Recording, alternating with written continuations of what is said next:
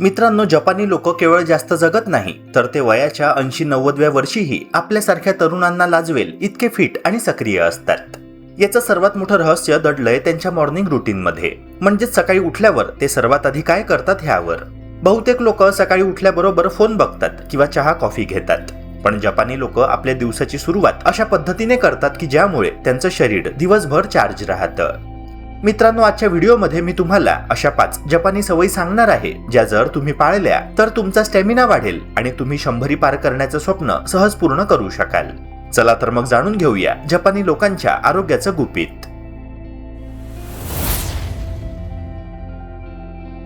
जपानी लोकांच्या निरोगी आणि दीर्घायुषी जीवनशैली मागे त्यांच्या काही साध्या पण अत्यंत शिस्तबद्ध सवयी मोठ्या प्रमाणात कारणीभूत मानल्या जातात आणि त्यामध्ये जपानी वॉटर थेरपी तसेच रेडिओ तायसो ह्या 2 सवयी विशेष महत्त्वाच्या आहे. जपानी वॉटर थेरपी म्हणजे शरीराची नैसर्गिक स्वच्छता राखण्याची एक प्रभावी पद्धत मानली जाते, ज्यामध्ये रोज सकाळी उठल्याबरोबर अगदी दात घासण्यापूर्वी आणि काहीही खाण्यापूर्वी 2 ते 3 ग्लास कोमट पाणी पिण्याची सवय लावली जाते. या पद्धतीमागील संकल्पना अशी आहे की रात्री झोपेदरम्यान शरीरामध्ये विविध चयापचय प्रक्रियांमुळे काही अपायकारक घटक साचतात आणि सकाळी रिकाम्या पोटी पाणी प्यायल्याने हे घटक लघवीच्या माध्यमातून बाहेर टाकण्यास मदत मिळते. यामुळे शरीराची आंतरिक स्वच्छता होऊन किडनीवरील ताण कमी होतो, पचनसंस्था अधिक सक्रिय होते आणि दिवसाची सुरुवात ताजेपणाने होते. काही अभ्यासांनुसार सकाळी पाणी पिण्याची ही सवय चयापचय क्रिया वेगवान करण्यात मदत करू शकते, ज्यामुळे कॅलरीज बर्न होण्याची प्रक्रिया सुधारून वजन नियंत्रणात राहण्यास हातभार लागू शकतो.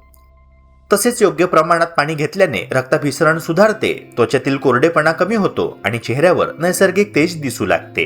सुरुवातीला एकदम 2 ते 3 ग्लास पाणी पिणे कठीण वाटल्यास एका पेल्यापासून सुरुवात करून हळूहळू प्रमाण वाढवणे अधिक योग्य मानले जाते.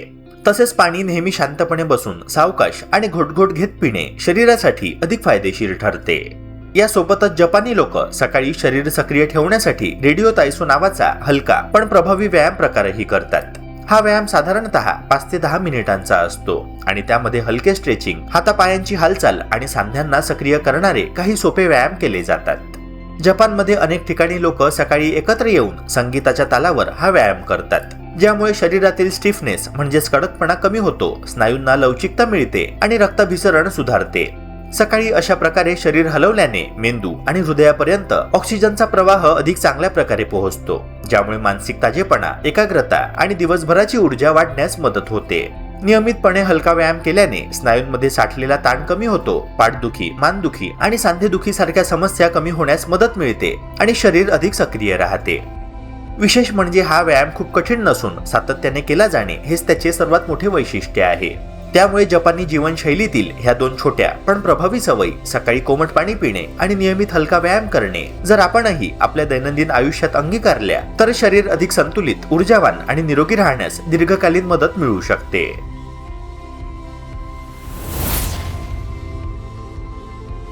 जपानी लोकांच्या निरोगी, शांत आणि दीर्घायुषी जीवनामागे काही अतिशय साध्या पण सातत्याने पाळल्या जाणाऱ्या सवयी मोठी भूमिका बजावतात. त्यापैकी सर्वात महत्त्वाची सवय म्हणजे झेन पद्धतीने दिवसाची सुरुवात करणे. झेन म्हणजे फक्त ध्यान नाही, तर वर्तमान क्षणात शांतपणे आणि पूर्ण जागरूकतेने जगण्याची कला आहे. जपानमध्ये अनेक लोक सकाळी उठल्यानंतर काही मिनिटे पूर्ण शांततेत बसून फक्त आपल्या श्वासावर लक्ष केंद्रित करतात. यावेळी ते मनात येणाऱ्या विचारांशी संघर्ष करत नाही किंवा त्यांना थांबवण्याचा प्रयत्न देखील करत नाही. उलट त्या विचारांना शांतपणे येऊ देतात आणि जाऊ देतात. या साध्या प्रक्रियेमुळे मेंदूवरील ताण कमी होतो, मन स्थिर राहते आणि दिवसाची सुरुवात अधिक सकारात्मक पद्धतीने होते. आधुनिक विज्ञानानुसार अशा प्रकारचे नियमित ध्यान कॉर्टिसोल सारख्या तणाव वाढवणाऱ्या हार्मोन्सची पातळी कमी करण्यात मदत करू शकते, ज्यामुळे मानसिक शांतता वाढते, रक्तदाब नियंत्रित राहतो आणि हृदयावरचा ताण कमी होण्यास मदत मिळते.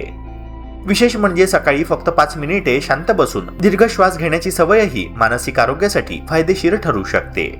मन शांत असेल तर शरीरही अधिक कार्यक्षमपणे काम करते.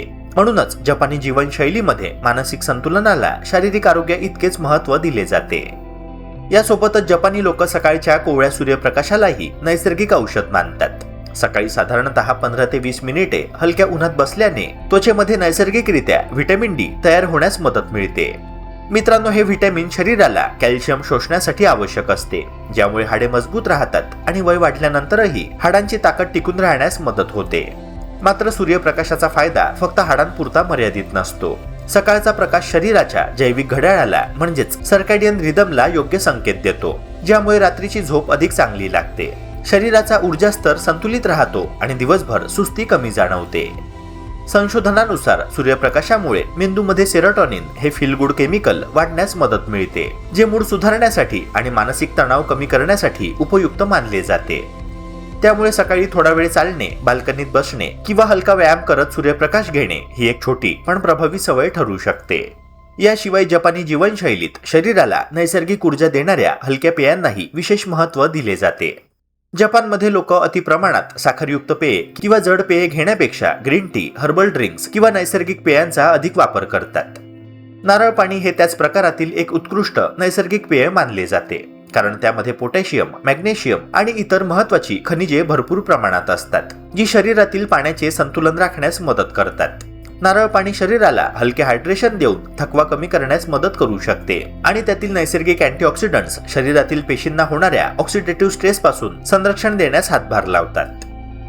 जपानी लोकांप्रमाणेच आपणही दिवसाची सुरुवात चहा किंवा कॉफी ऐवजी लिंबू पाणी, नारळ पाणी किंवा हलक्या हर्बल ड्रिंकने केली तर शरीर अधिक ताजेतवाने वाटू शकते.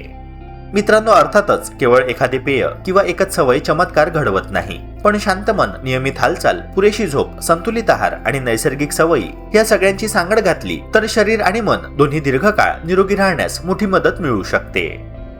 मित्रांनो, जर हा व्हिडिओ तुम्हाला माहितीपूर्ण वाटला असेल तर ह्या व्हिडिओला लाईक करा, चॅनलला सबस्क्राईब करा आणि जास्तीत जास्त लोकांपर्यंत हा व्हिडिओ शेअर करायला विसरू नका. तसेच हा व्हिडिओ तुम्ही महाराष्ट्राच्या कोणत्या भागातून पाहत आहात हे कमेंट करून नक्की सांगा. भेटूया पुन्हा एका नव्या व्हिडिओसह. जय हिंद, जय महाराष्ट्र.